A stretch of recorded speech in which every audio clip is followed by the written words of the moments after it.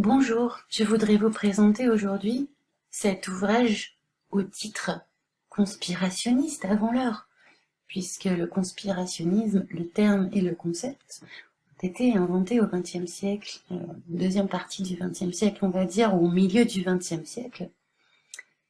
Donc on a une conspirationniste avant l'heure qui dénonce le système copernicien comme une hérésie scientifique. Il s'agit d'une femme qui s'appelle Fanny Pierrel, qui écrit en 1926 « Hérésie scientifique, on nous trompe, la Terre ne tourne pas autour du Soleil. Système Veuve Pierrel ». C'est un livre que ma maman, a trouvé dans une brocante, et donc, enfin, voilà, qui est en ma possession et que j'ai numérisé pour vous. Je vous en lis la préface. Mon grand âge, joint à l'état précaire de ma santé, me fait pressentir une fin peu éloignée. J'aurai la tristesse de laisser mon œuvre inachevée. 26 ans passés d'efforts et de travaux incessants n'ont pu arracher mes contemporains à leurs croyances stupides et ridicules relatives au système de Copernic. La France, ma patrie désemparée, meurtrie, anémiée par les blessures de la Grande Guerre, en proie à la violence des passions qui la divisent, tout à la convoitise des seules jouissances matérielles, est incapable dans l'état d'esprit actuel de se livrer à l'étude des hautes questions scientifiques et philosophiques. C'est donc avec un profond découragement que je livre une dernière fois ma découverte astronomique au capricieux et problématique hasard de la destinée des choses de ce monde. Je la place sous la sauvegarde des savants indépendants, des hommes d'élite qui pourront la comprendre et qui auront l'autorité nécessaire pour l'imposer aux générations futures, quand ils en auront reconnu la véracité. Cluny, le 1er août 1926, Veuve Fanny Pierrel. Je dédie cet ouvrage à mes enfants et petits-enfants qui ont l'avenir devant eux, ce sera leur héritage. Alors, je ne suis pas sûre d'avoir l'autorité d'imposer le système Pierrel aux générations futures, mais en tout cas, simplement, maintenant on a l'occasion de tous le lire. Dans une première partie, elle explique pourquoi le système de Copernic lui semble absurde, tout autant que le système de Ptolémée, puisqu'elle nous expliquera en fait que le système héliocentrique et le système géocentrique sont tous les deux erronés et que les mouvements des astres que nous voyons ne sont pas réels mais apparents. Tout cela est traduit par un schéma qu'on trouve au milieu de l'opuscule, avec la situation de la Terre au solstice d'été et au solstice d'hiver. C'est une Terre sphérique aussi, à l'intérieur d'une sphère céleste. Je vais directement passer à la deuxième partie, vous laissant lire les détails scientifiques de son système, qui demandent beaucoup d'attention, qui demandent vraiment qu'on pose les yeux sur ces pages. La deuxième partie, par contre, s'appelle réquisitoire, et ça, c'est assez facile à comprendre, puisque, comme dit l'Ecclésiaste dans la Bible, rien de nouveau sous le soleil. Ce qu'il se passe au début du XXe siècle se passe toujours au début du XXIe siècle, pour ce qui concerne l'autorité et l'autorité des sciences. Deuxième partie. Ma résidence actuelle est à Cluny, Saône-et-Loire, où je suis née le 21 janvier 1850. Étant arrivée à la sénilité, et la mort pouvant me surprendre d'un jour à l'autre, je ne veux pas emporter dans la tombe le secret de mes lignes, et puisque j'ai réclamé en vain le concours des astronomes, qui ont toujours fait la sourde oreille à mes appels réitérés, se sentant à n'en pas douter dans l'impossibilité d'opposer une théorie acceptable à la logique de mes objections?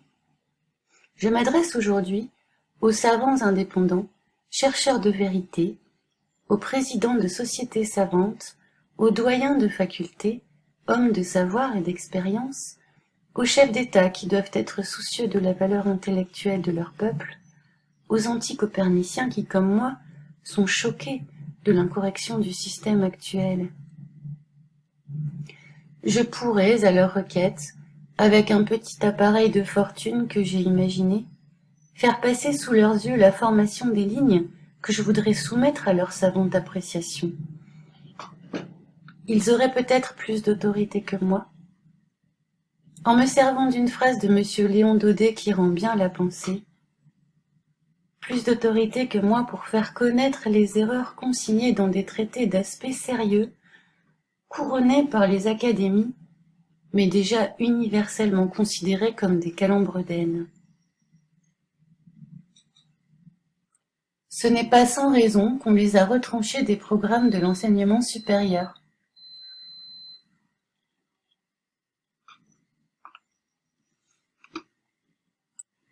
Quant à moi, je n'ai plus rien à espérer après plus d'un quart de siècle de luttes incessantes. Je tiens seulement à signaler dans ce petit opuscule la conduite incorrecte et malveillante dont j'ai été l'objet de la part de ceux qui se parent du titre pompeux d'astronome, et qui ne sont pour la plupart que des plagiaires ignorants et présomptueux qui redoutent la lumière, comme tous les oiseaux de nuit. J'ai passé les premières années de ma vie au sein des splendides beautés de la nature. Dès mon âge le plus tendre, j'ai senti en mon âme une vocation très prononcée pour l'astronomie. Tout enfant, dans la propriété de mes parents, je m'attardais le soir des heures entières à regarder le ciel, que je trouvais si majestueusement paré, avec ses lucioles brillantes et mystérieuses. Plus tard, sur les bancs de l'école, j'éprouvais un réel plaisir à suivre les cours de cosmographie. Déjà, je pressentais que les données sur lesquelles s'étaye le système de Copernic n'étaient pas l'expression de la vérité. Mais je ne cherchais pas encore à comprendre autre chose que ce que l'on nous enseignait. Puis la vie s'empara de moi, avec ses nombreux devoirs professionnels et autres.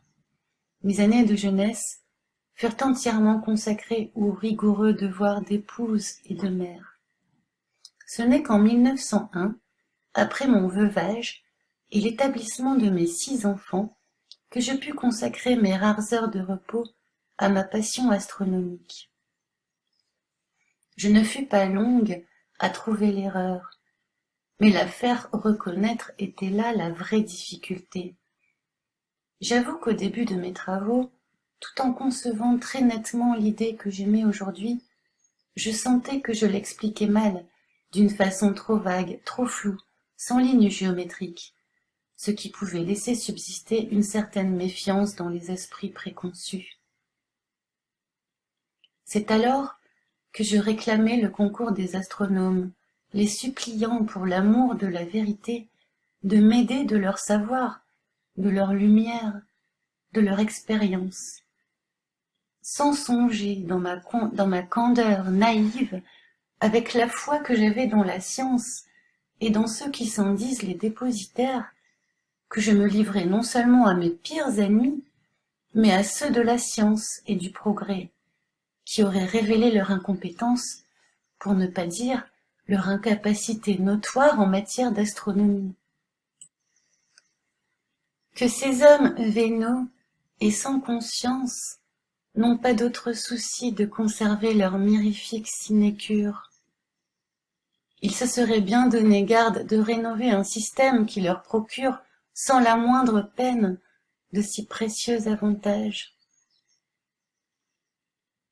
C'est à la fin de l'année 1901 que je me présentai à Monsieur Flammarion, grand maître de séant, un spécimen de ma première réfutation du système de Copernic, en le priant de le communiquer à la Société astronomique de France.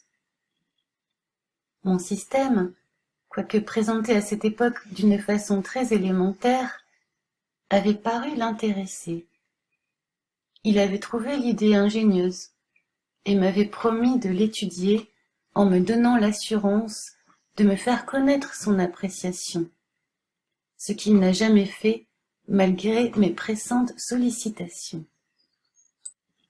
Et j'interromps un instant la lecture pour faire une parenthèse sur Camille Flammarion. Camille Flammarion, c'est un astronome français donc de cette époque, du début du XXe siècle, mort en 1925, qui était une sorte d'Étienne Klein de l'époque, ou d'Aurélien Barraud de l'époque, c'est-à-dire un vulgarisateur du système copernicien et du système d'Einstein aussi. Et un peu comme les autres aussi, il a des côtés mystiques et spirites dans son œuvre. Je reprends la lecture de l'opuscule de Fanny Pierrel. Parlant de Camille Flammarion. Toutefois, pour me donner une légère compensation, il proposa mon admission à la Société astronomique. C'est lui qui me servit de parrain, avec Monsieur Henri Poincaré, président de cette société. On pensait sans doute que je me contenterais de cette distinction honorifique, mais j'étais trop sûre de mes lignes et de l'erreur que je combattais.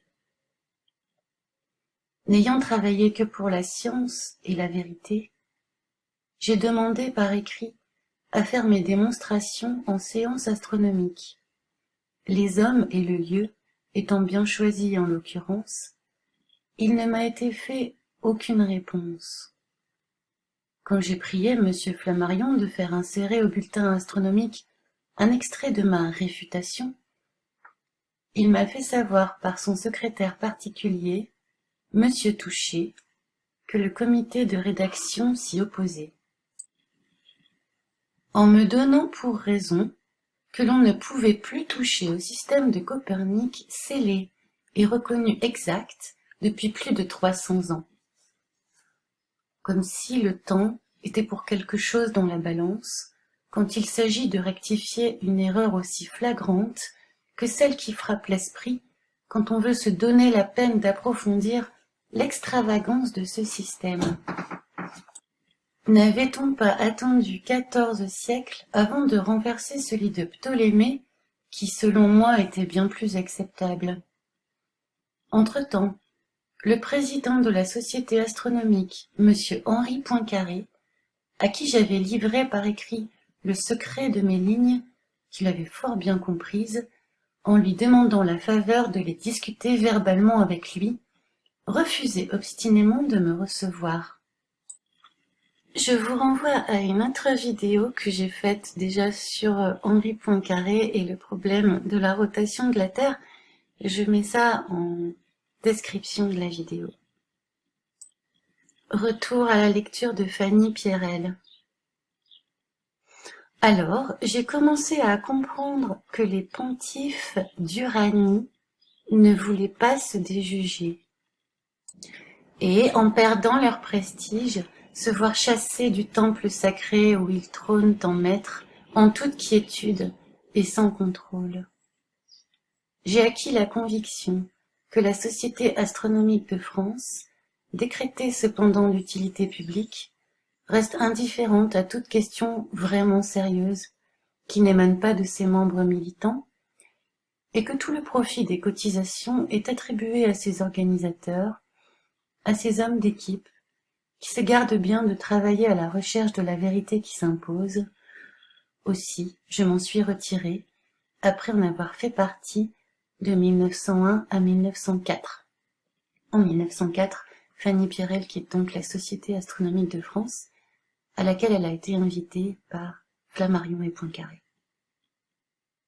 Je reprends la lecture. C'est alors que, désabusés, découragés, comprenant l'impossibilité de soutenir cette lutte titanique sans autre arme que la vérité et la sincérité de mes convictions, qu'il me serait impossible de trancher d'un seul coup toutes les têtes de l'hydre astronomique, que le mensonge, avec ses travestissements et ses formes multiples de charlatanisme, réussirait bien mieux que ma foi sincère et ma modeste franchise à capter la confiance loyale de ceux qui n'ont ni le temps ni la vocation de regarder le ciel. J'avais pris le parti de laisser tomber ma découverte dans l'oubli, comme tant d'œuvres géniales qui, pour les mêmes causes, ont eu le même sort. Et pendant 5 ans, je vivais de mes rancœurs, dans cette disposition d'esprit qui annihile toute force et tout courage, lorsque parut dans le Lion républicain du 26 juin 1909, à la page littéraire, un article intitulé « Vie à Paris » et signé Parisis.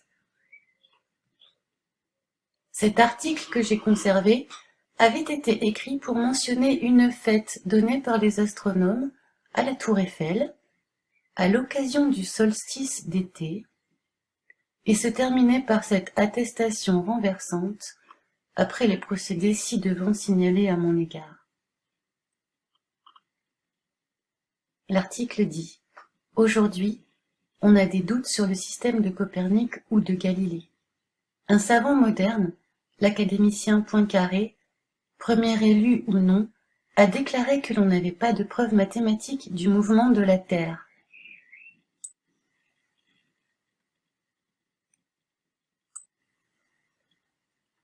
Cela ne veut pas dire que l'Inquisition ait eu raison et que Galilée ait mérité sa condamnation. Notre éminent savant a voulu simplement dire que la rotation de la Terre autour du Soleil n'était pas démontrée scientifiquement, et que l'on usait d'une hypothèse, sans doute vraisemblable, mais qui n'est pas vérifiée, pour expliquer un phénomène qui est encore dans le domaine de l'inconnaissable. C'était un ballon d'essai, un cheminement vers mon système, dit Pirel. Quel était l'auteur de cet article, signé Parisis? Je l'ignore, ayant eu l'imprudence d'adresser mes théories à tous les grands manias de l'astronomie. Par leur mutisme obstiné, j'ai compris qu'ils ne voulaient à aucun prix d'une immixtion féminine pour contrôler leurs nombreuses erreurs. Après mon long silence, on pouvait me croire ad patresse, et l'idée que j'avais émise reconnue vraie restait acquise à la société astronomique, qui pouvait en attribuer la paternité à l'un de ses membres les plus éminents. L'indélicatesse de ce procédé me fit sortir de ma torpeur. Ne voulant pas qu'un imposteur, quel qu'il soit, puisse s'attribuer le fruit de mes travaux, de mes efforts, de mes sacrifices pécuniaires et autres, je fis illico imprimer une nouvelle réfutation, beaucoup plus travaillée que les précédentes, et j'en envoyai un spécimen à tous les membres marquants de la Société astronomique, en signalant la date, l'origine de mes découvertes et l'indifférence dont elles avaient été l'objet de la part des grands maîtres contemporains de l'astronomie moderne. Immédiatement après, M. Henri Poincaré se rétractait. Je l'appris de M. Flammarion lui-même, qui mit le document sous mes yeux, et d'après lequel il concluait que sa pensée avait été mal interprétée. On retrouve toute l'histoire de cette polémique dans cet article de pourlascience.fr du 22 juin 2012. Depuis ce moment, le nom et l'adresse des sociétaires ne parurent plus au bulletin astronomique, dans la crainte sans doute que je me misse en rapport avec les plus influents d'entre eux. En effet, depuis cette époque, toutes les démarches que j'ai faites auprès des sociétés savantes ont été infructueuses.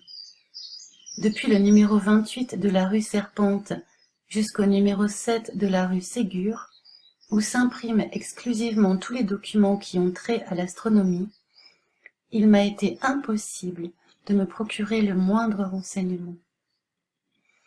Mais j'ai su indirectement que l'étude de la science astronomique avait été rayée des programmes de l'enseignement supérieur.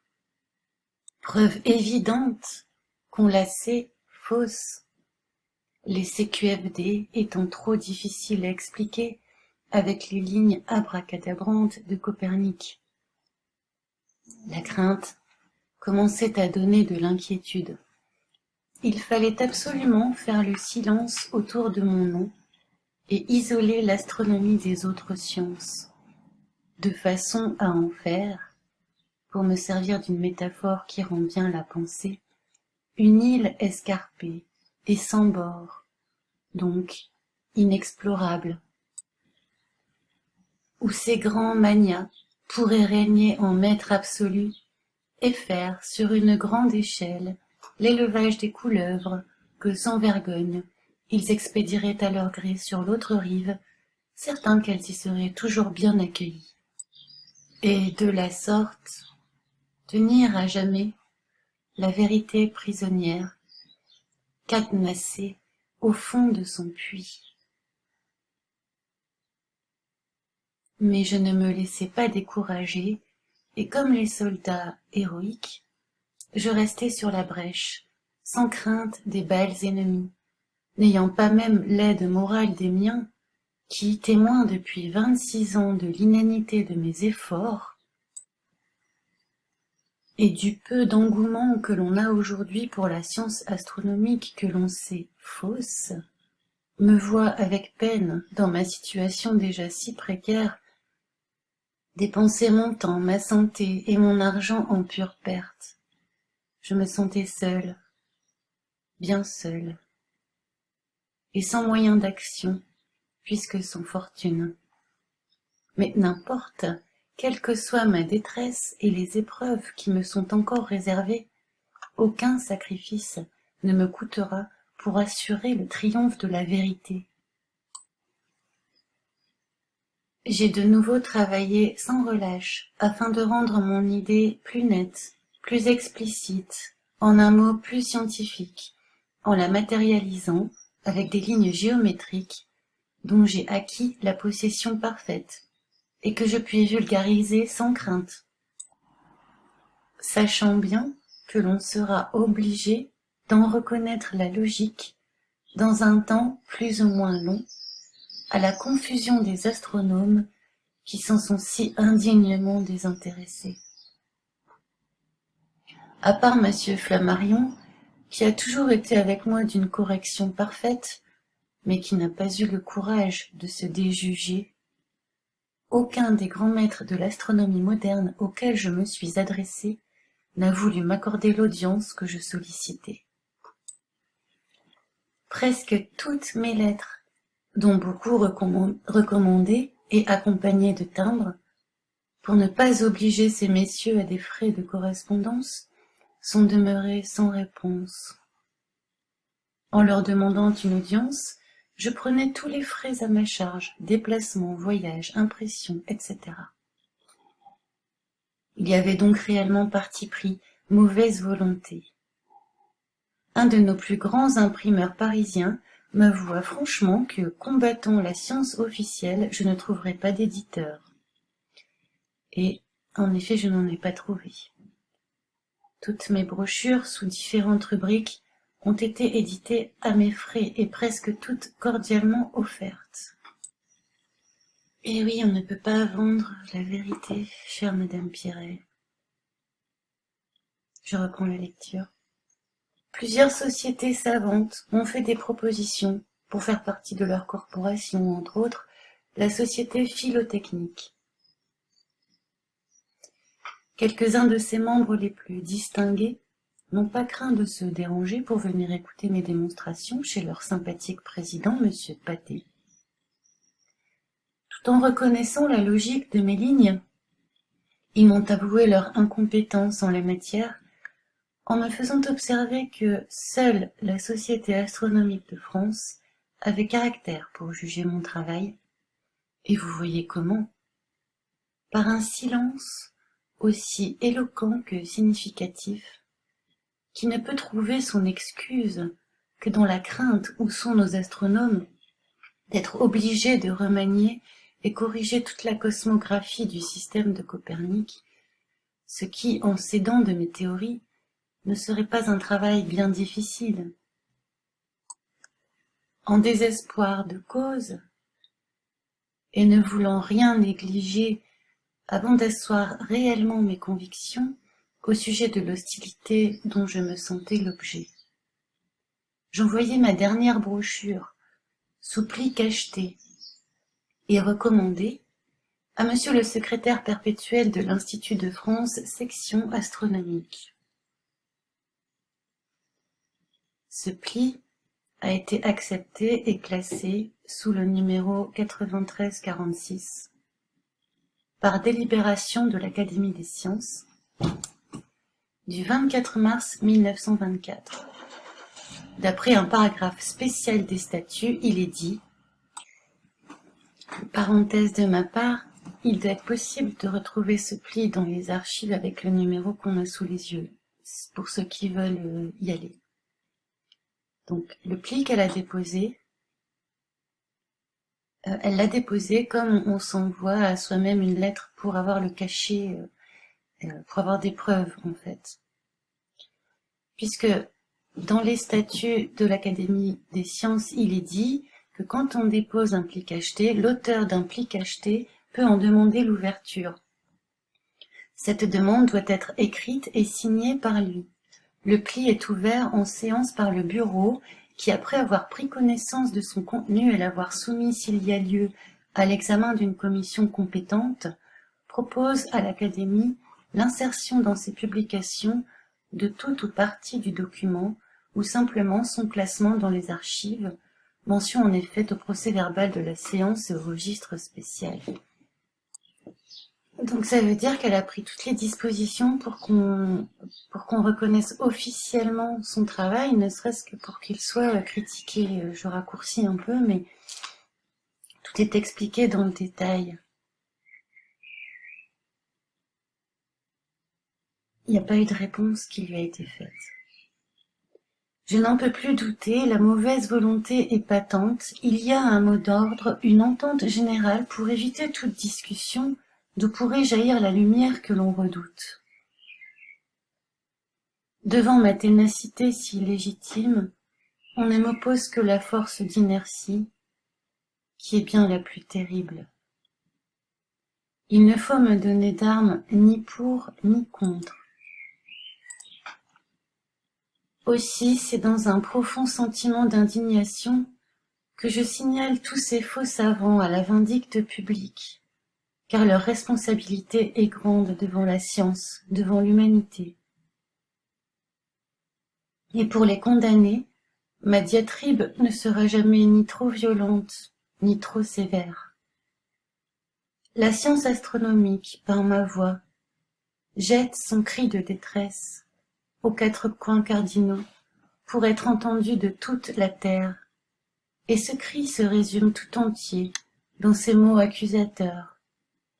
Erreur, mensonge, mystification, imposture. Je fais appel à tous les intellectuels et je leur dis, les astronomes nous trompent sciemment. La Terre, pas plus que les autres planètes ne pourrait tourner autour du Soleil sans perdre son centre de gravité. Tous ces astres évoluent sous l'action de ce puissant radiateur au point de l'espace où il les maintient de toute éternité. On aura la preuve de ce que j'avance le jour où l'on voudra expérimenter les lignes géométriques que j'ai découvertes et que je lègue à la postérité. Avec leurs connaissances techniques, les savants, les marins, les explorateurs pourront corriger les trop nombreuses erreurs auxquelles a donné lieu l'application du système de Copernic. Tandis qu'avec le mien, il n'y aurait plus ni surprise, ni méprise, en graduant chaque jour sur les méridiens les différences de latitude d'un même lieu, en plus ou en moins pour chaque hémisphère, de 6 mois en 6 mois, jusqu'à concurrence de 46 degrés 54 minutes, ce qui donne 16 minutes par jour en chiffre rond, on saurait toujours à quelle distance l'on se trouverait des pôles et de l'équateur terrestre, qui, par la marche oblique des secteurs terrestres autour de l'axe du monde, sont dans un état de déplacement constant. Ce travail simplifierait extraordinairement les calculs d'orientation auxquels donnent lieu les voyages au long cours et les grandes expéditions pour l'exploration de notre globe. La société géographique, qui possède tous les éléments qui me font défaut pour expérimenter mon système, serait toute désignée pour donner satisfaction à ceux qui travaillent à la recherche de la vérité, qui s'impose absolument dans notre siècle de lumière et de progrès. Je sais d'avance que les résultats seront concluants. Dès lors, l'astronomie, devenue une science exacte, reprendra dans nos écoles la place qu'elle a perdue. Son admirable synthèse sera à la portée de toutes les intelligences. On l'aimera parce qu'on la comprendra. J'ai planté les premiers jalons, donné le premier coup de bélier dans le château branlant des astronomes et dans la forteresse qu'ils croient avoir si solidement édifiée, en attendant que les générations futures achèvent l'œuvre que j'ai si péniblement commencée. Voici le livre que la Providence, d'autres diront le hasard, a mis entre mes mains. Bonne lecture.